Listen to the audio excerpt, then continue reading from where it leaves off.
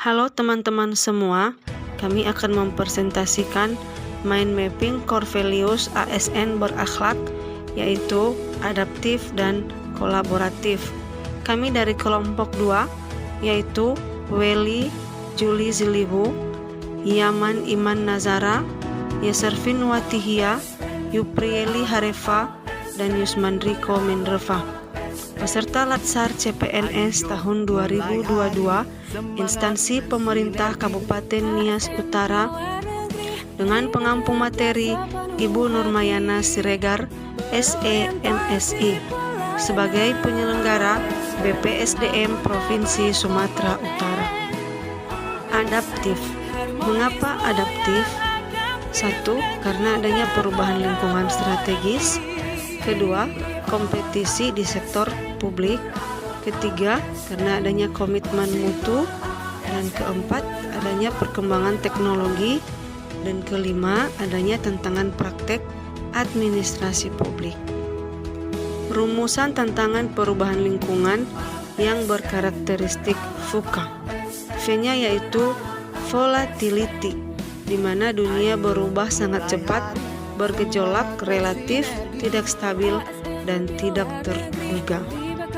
U-nya yaitu uncertainty, di mana masa depan penuh dengan ketidakpastian. C-nya yaitu complexity, di mana dunia modern lebih kompleks, saling berkaitan dan mempengaruhi. Dan yang terakhir A yaitu ambiguity, di mana lingkungan bisnis saling membingungkan, tidak jelas dan sulit dipahami. Memahami adaptif.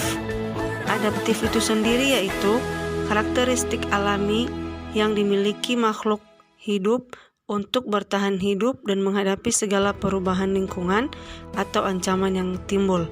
Sedangkan kreativitas dan inovasi, yaitu kemampuan adaptif memerlukan adanya inovasi dan kreativitas yang harus ditumbuh kembangkan dalam diri individu maupun organisasi.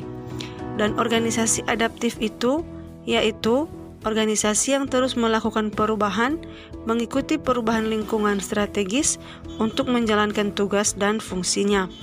Sedangkan adaptif sebagai nilai dan budaya ASN yaitu membangun karakter adaptif pada diri ASN sebagai individu yang menggerakkan organisasi untuk mencapai tujuannya. Panduan perilaku adaptif yaitu situasi VUCA dan VUCA Prime.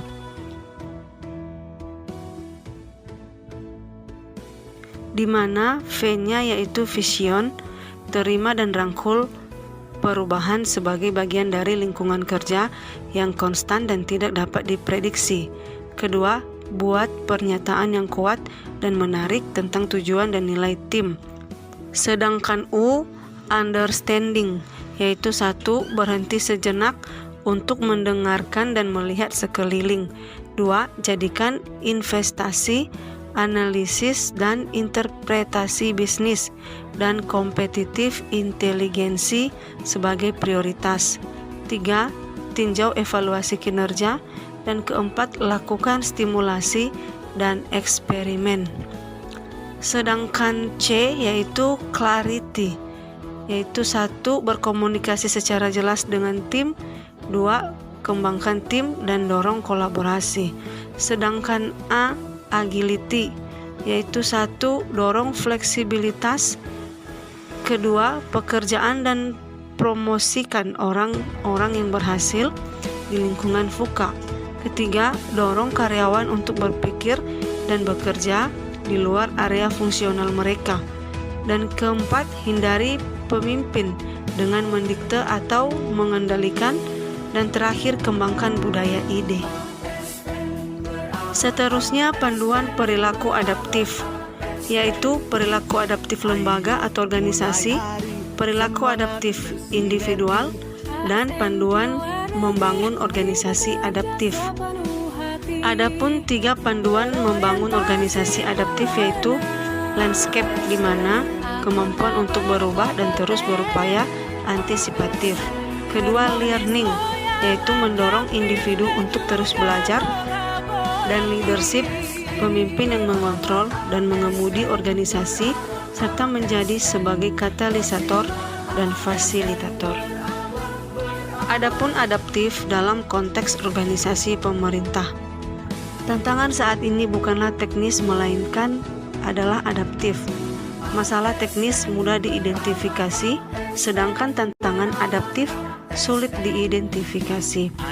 Pemerintah yang adaptif mengacu pada cara di mana pengaturan kelembagaan berkembang untuk memuaskan kebutuhan dan keinginan masyarakat dalam lingkungan yang berubah. Pemerintah dalam pusaran perubahan yang dinamis. Pencapaian atau kinerja organisasi saat ini bukanlah jaminan untuk kelangsungan hidup di masa depan. Ada 3 kemampuan kognitif untuk pemerintahan yang dinamis, yaitu berpikir ke depan, berpikir lagi, dan berpikir lintas. Pemerintahan sebagai organisasi yang tangguh memiliki 5 dimensi yang membuat organisasi kuat dan imajinatif. 1. Kecerdasan organisasi. 2. Sumber daya. 3. Desain. 4. Adaptasi. Dan kelima, budaya. Kolaboratif, yaitu terdiri dari deskripsi, konsep kolaborasi, dan praktik dan aspek normatif kolaborasi pemerintah. Adapun yang mencakup kemitraan institusi pemerintah untuk pelayanan publik. Konsep kolaborasi, yaitu kolaborasi pemerintahan, definisi kolaborasi, dan Rule of Government atau WOG. Kriteria penting untuk kolaborasi yaitu forum yang diprakarsai oleh lembaga publik.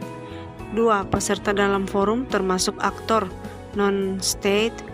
Ketiga, peserta terlibat langsung dalam pengambilan keputusan dan bukan hanya dikonsultasikan oleh agensi publik. Berikutnya, forum secara resmi diatur dan bertemu secara kolektif. Forum ini bertujuan untuk membuat keputusan dengan konsensus.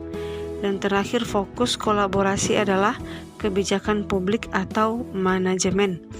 Adapun tahapan dalam melakukan asesmen terhadap tata kelola kolaborasi, yaitu mengidentifikasi permasalahan dan peluang, dan merencanakan aksi kolaborasi, dan mendiskusikan strategi untuk mempengaruhi. Dan di sini ada juga gambar kerangka pikir dalam melakukan asesmen tata kelola kolaborasi. Dan terakhir, model kolaboratif governance.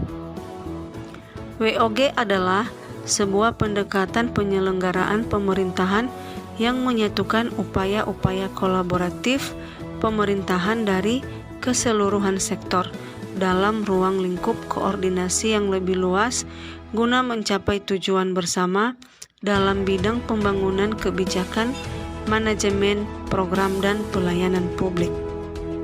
Adapun manfaat WOG yaitu efisiensi, sharing informasi, lingkungan kerja, daya saing, akuntabilitas, koherensi kebijakan, biaya, pemborosan, duplikasi pekerjaan, inkonsistensi kebijakan, waktu penyelesaian, dan layanan tertentu.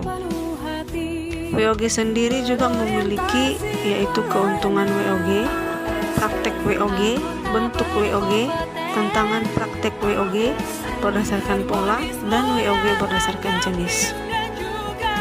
Praktik dan aspek normatif kolaborasi pemerintah ada 3, yaitu panduan perilaku kolaboratif, kedua aktivitas kolaborasi antara organisasi, dan terakhir proses yang harus dilalui dalam menjalin kolaborasi.